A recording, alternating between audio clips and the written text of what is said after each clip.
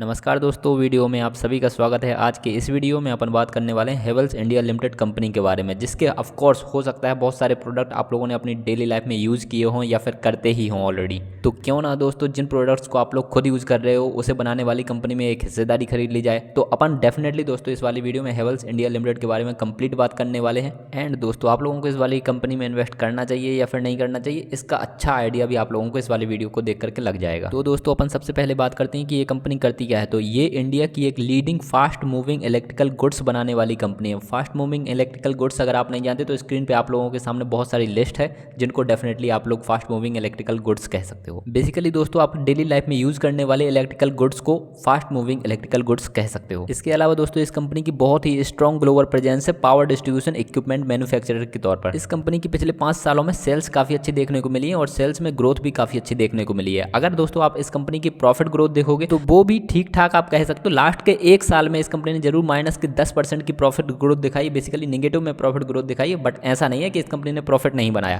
Profit में growth negative दिखाई है बट प्रॉफिट तो बनाया है कंपनी ने। अब दोस्तों अगर कंपनी की रिटर्न ऑन इक्विटी का रेशियो देखें तो पिछले 5 सालों में आप लोगों के स्क्रीन पे है, इस कंपनी का जो मिनिमम से मिनिमम रिटर्न ऑन इक्विटी भी है वो भी 17.06 है, जो कि काफी अच्छा है। रिटर्न ऑन इक्विटी का बेसिक मतलब होता है कि इन्वेस्टर्स के पैसे पर कंपनी कितना पैसा बना रही है। अब दोस्तों अगर रिटर्न ऑन कैपिटल एम्प्लॉयड देखें तो पिछले 5 सालों का इस प्रकार से रहा है। तो लगभग पिछले साल इस कंपनी ने 23% का रिटर्न ऑन कैपिटल एम्प्लॉयड दिखाया और पिछले 5 सालों का एवरेजली 26% के आसपास रिटर्न ऑन कैपिटल एम्प्लॉयड है, जो कि काफी अच्छा है। इस रिटर्न ऑन कैपिटल एम्प्लॉयड का बेसिकली सिंपल सा मतलब ये होता है कि कंपनी टोटल पैसा जितना खर्च कर रही है उस पर कितना पैसा बना पा रही है। तो अगर 26% के आसपास आरओसी है तो इसका मतलब कंपनी 100 रुपये खर्च करके 126 रुपये बना पा रही है।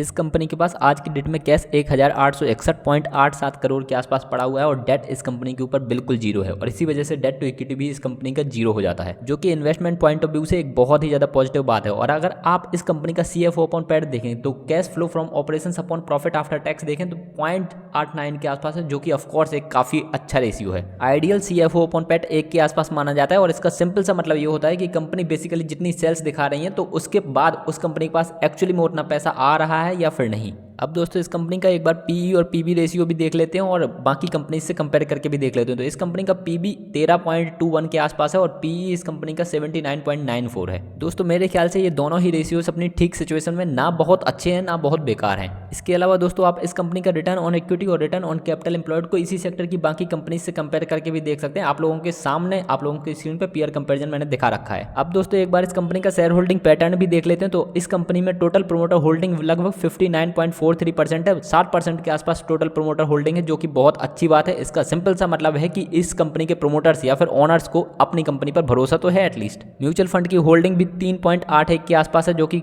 काफ़ी ठीक बात है। डोमेस्टिक इंस्टीट्यूशन की होल्डिंग भी 6% के आसपास है, जो कि काफ़ी अच्छी बात है। फॉरेन इंस्टीट्यूशंस की होल्डिंग भी यहाँ पर 23% है, जो कि ऑफकोर्स एक और बहुत ही अच्छी पॉजिटिव बात है। इसके अलावा दोस्तों यहाँ पर रिटेल इन्वेस्टर्स की होल्डिंग लगभग 6% के आसपास है। इसका सिंपल सा मतलब ये है कि रिटेल इन्वेस्टर्स यहाँ पर बहुत कम है। इसका मतलब इसके प्राइस में या फिर शेयर प्राइस में फ्लक्चुएशन बहुत कम देखने को मिलता है आपको। और दोस्तों रिटेल इन्वेस्टर्स की कम होल्डिंग का फर्क ये भी पड़ता है कि न्यूज़ का बहुत कम इंपैक्ट पड़ रहा होता है उस कंपनी के शेयर प्राइस पर। तो बेसिकली दोस्तों इस कंपनी का शेयर होल्डिंग पैटर्न काफ़ी ज़्यादा पॉजिटिव शो हो रहा है, क्योंकि यहाँ पे म्यूचुअल फंड्स, DIs, FIs की होल्डिंग भी है, प्रोमोटर होल्डिंग भी काफी अच्छी है। तो काफी पॉजिटिव शेयर होल्डिंग पैटर्न है इनका। अब दोस्तों एक बार इस कंपनी का फाइनेंशियल ट्रेंड भी देख लेते हैं। तो पिछले 4 सालों का फाइनेंशियल ट्रेंड आप लोगों के सामने है। पिछले 4 सालों में लगातार इस कंपनी ने अपने रेवेन्यू में ग्रोथ दिखाई है। 4 सालों में लगातार इस कंपनी ने प्रॉफिट बुक किया, लॉस किसी भी साल बुक नहीं किया। और आप नोटिस करोगे तो हर साल इनके प्रॉफिट में ग्रोथ देखने को मिली है। हालांकि 2023 में जरूर 2022 की कंपेरिजन में प्रॉफिट थोड़ा सा कमाया, बट 2023 में भी प्रॉफिट इस कंपनी ने ठीक ठाक बुक किया है। अब दोस्तों एक बार इस कंपनी का ग्राफ भी देख लेते हैं। तो लास्ट के 1 दिन का ग्राफ, 1 वीक का ग्राफ, 1 मंथ का ग्राफ, 1 ईयर का ग्राफ, 5 ईयर का ग्राफ, मैक्सिमम ग्राफ। तो मैक्सिममली इस कंपनी ने लगभग 1,11,000% से भी ज़्यादा के रिटर्न्स दिए हैं। लास्ट के 5 सालों में इस कंपनी ने 116% के रिटर्न्स दिए हैं।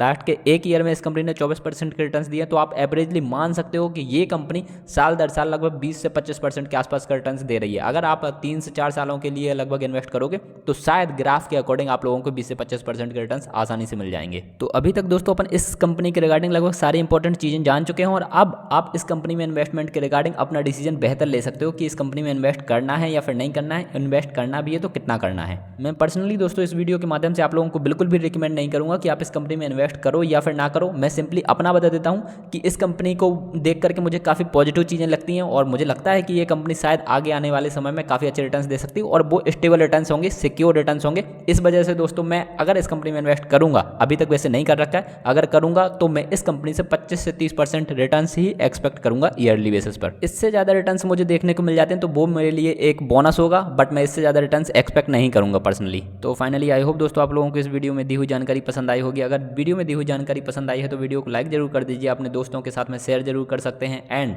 चैनल को सब्सक्राइब करना बिल्कुल भी मिस मत कीजिएगा। और इंपॉर्टेंट वीडियो देखने के लिए चैनल को विजिट भी जरूर कीजिए। अपन मिलेंगे अगले वीडियो में, आप लोग अपना ध्यान रखिए। Bye bye, take care.